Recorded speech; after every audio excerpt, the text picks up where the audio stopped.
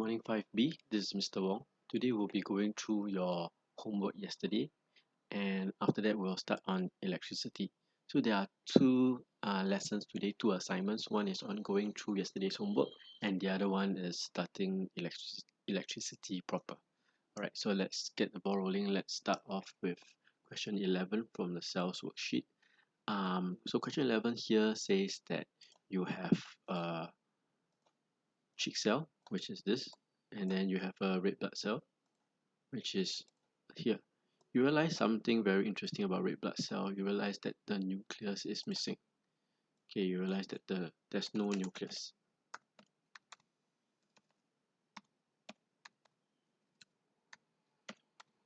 Alright, so for red blood cell, you realize that there's no nucleus as compared to the chick cell.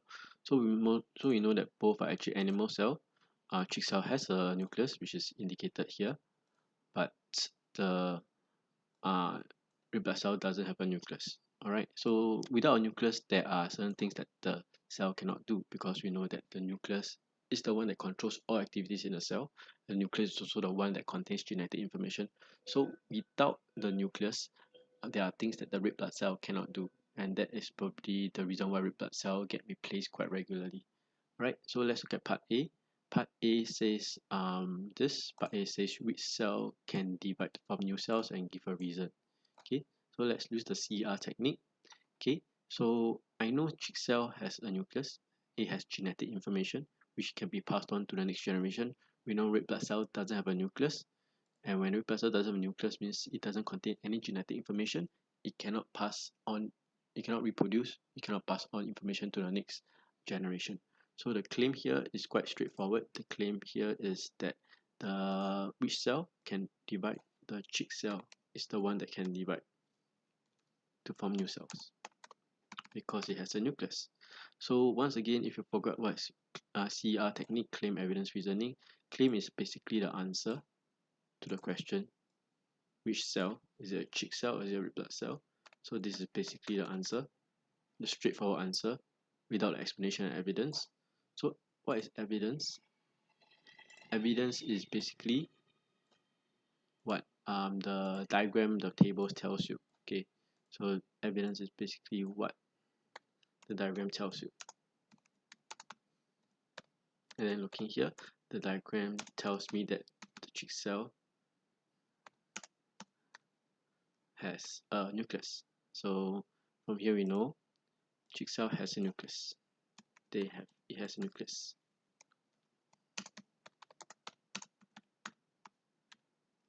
Okay, so evidence is very straightforward. Evidence is what you can tell from the diagram. Okay, and I can tell from the diagram that chick cell has a nucleus. So what if it has a nucleus? Having nucleus, does it mean you can reproduce? So you need to explain over here. So reasoning basically means the scientific concept that you have learned that connects the evidence to the claim. So basically, reasoning is the scientific knowledge, scientific concept that you have learned. Okay, to link the evidence to the claim.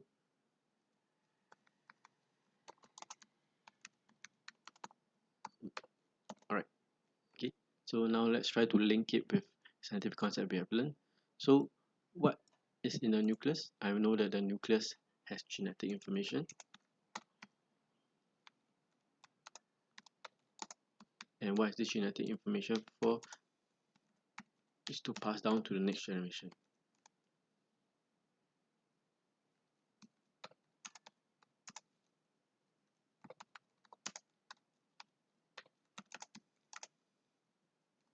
Which is the new cells. Alright. Okay. So basically this is your CER, and now we try to write it in full sentences for the ones in the line. So which cell can divide to form new cells? Very straightforward. You can just start off with your claim. It is actually the chick cells.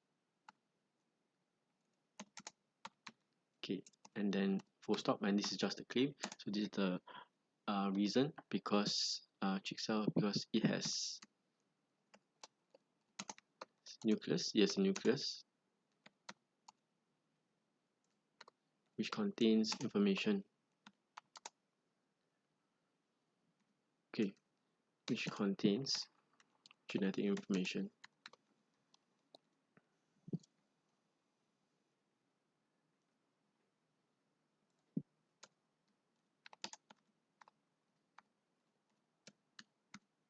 That is passed down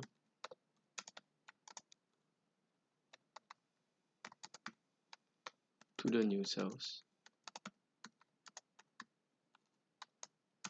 as it divides.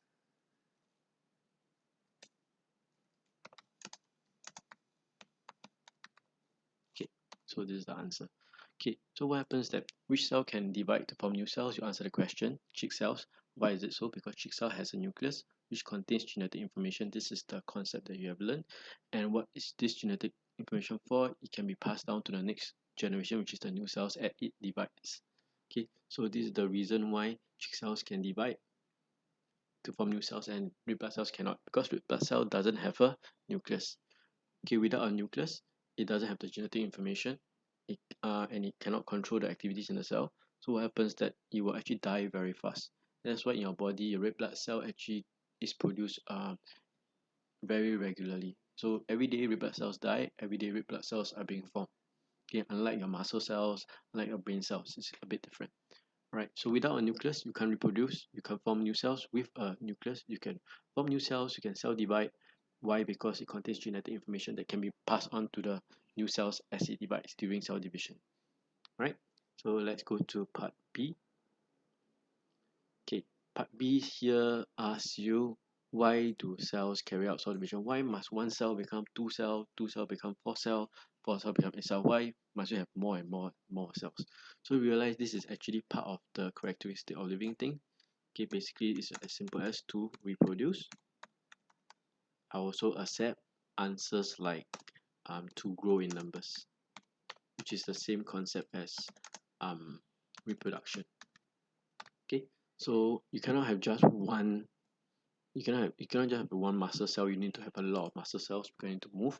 So as you grow from a small little fetus in your mom's womb until a infant and until a baby and until you get born, and as you grow up from a baby to a toddler to you now being 11 years old, you are actually growing in size, and cells don't grow in size, cells grow in number. So the bigger you are, the more cells you have. So for cells, it's actually to grow in numbers, to reproduce, and that's the reason why they carry out cell division. Because maybe life started out with just one egg and one sperm, but you realize it became a fetus. So actually, the number of cells actually grew in numbers, and uh, in order for them to grow in numbers, they need to reproduce, they need to cell divide. Okay, basically it's to reproduce and to grow in numbers. That's why it become bigger, bigger and bigger. Right, so this is question 11. Let's go on to question 12. Okay, I have a animal cell, I have a plant cell, so it is quite straightforward. Let's look at this part called A. What is A called? You realize A is your chloroplast. Okay, so A is your chloroplast. Quite straightforward. You should know this by now. Okay, so state what A is, so you basically answer the question and explain the absence of part A, why it doesn't affect animals. So absence means without, means don't have, means without. Why why animal cell can survive without chloroplast? Okay, so simple as that. Let's answer the question. So part A is your chloroplast. Let's answer that first. Full stop. Okay, why without chloroplast animal cells are still fine? Why the absence of chloroplast does not affect? Because we know that animal cells or animals do not make their own food. Only plant cells can, or only plants can. Okay, so animals do not make their own food, and because they don't need to make their own food, they do not need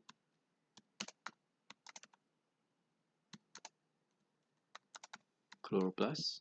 But what is chloroplast used for? Chloroplast is used to absorb sunlight for photosynthesis.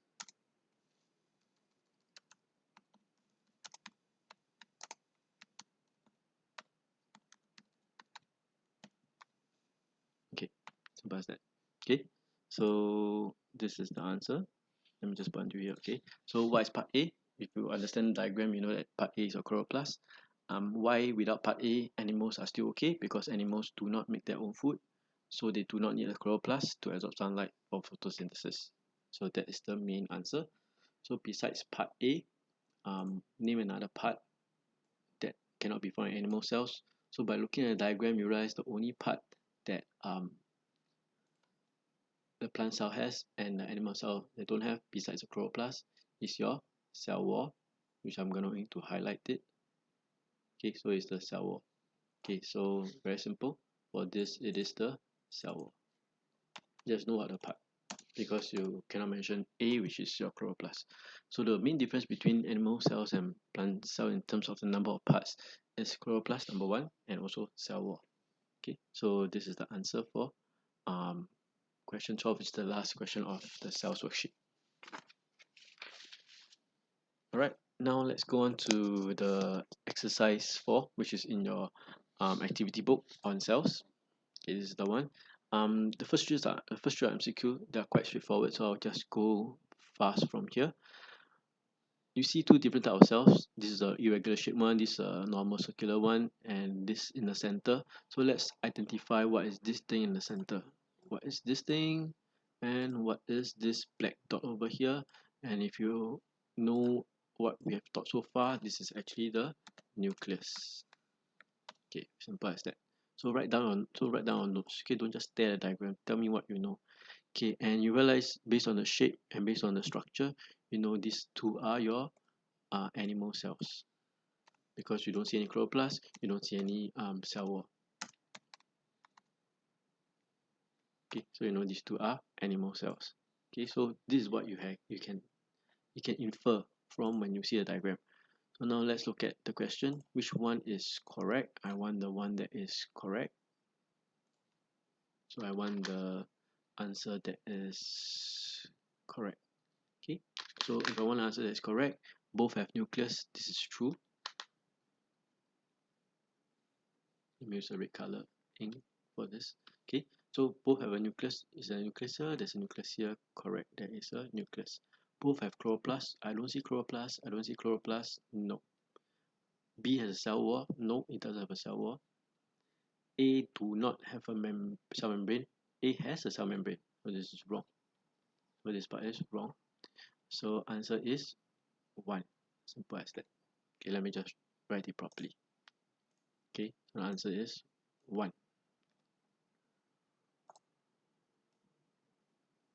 Okay, so answer for question 1 is 1. Quite simple, quite straightforward. Let's go to the next one. Joe observed a plant under microscope. So now you know it's a plant cell. I'm talking about plant cell. Which part of the plant would allow him to tell whether the plant cell was from the leaf or the root? So I'm looking at a plant cell. How do I know whether is it from the leaf or the roots? I know that for leaves, it makes food. So let's write this down first. Leaf makes food. Then that's why leaf must have chloroplast. So one idea leads to another.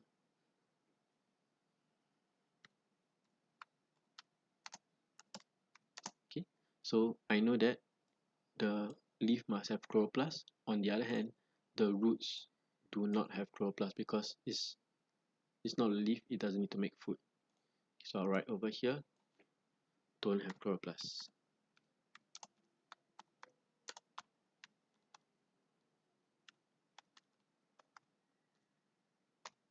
Alright. Okay, so I see a plant cell. I know it's either from the leaf or the roots. So what happens here is that I need to differentiate whether which one is from the leaf, which one is from the roots. So which part will tell me whether is it from the leaf or the roots is actually based on my chloroplast, which is this.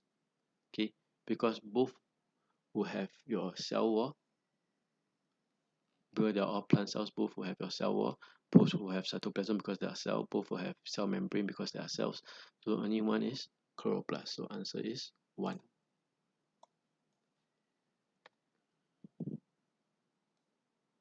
Alright, so the question 3, which of the following is correct? Again, is correct. Alright, so I want to find the one that is correct. Okay, so let's look at each of them. So for cell membrane, control movement in and out, which is correct. Okay, so this is correct because cell membrane is control substances moving in and substances moving out. So it looks like answer is 1. Look at the other one. Cytoplasm controls activity. No, it is actually the nucleus. Nucleus controls the activity. Nucleus is where cell activities take place. No, this is actually the cytoplasm. Cell wall contains chlorophyll. No, it is actually the chloroplast. So the only answer is 1. Alright, so we go to the last page. Page 33. Okay, so similarly, before you answer, make sure you identify what is important in the diagram. So I have cell X and cell Y.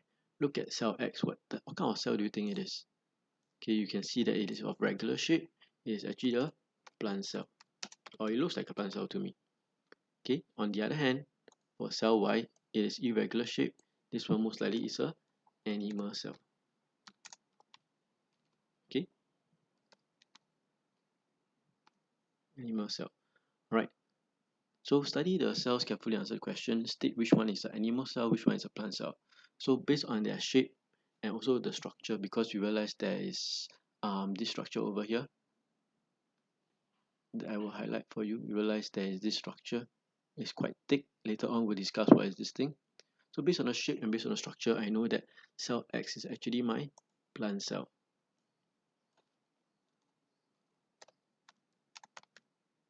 And cell Y is actually my animal cell.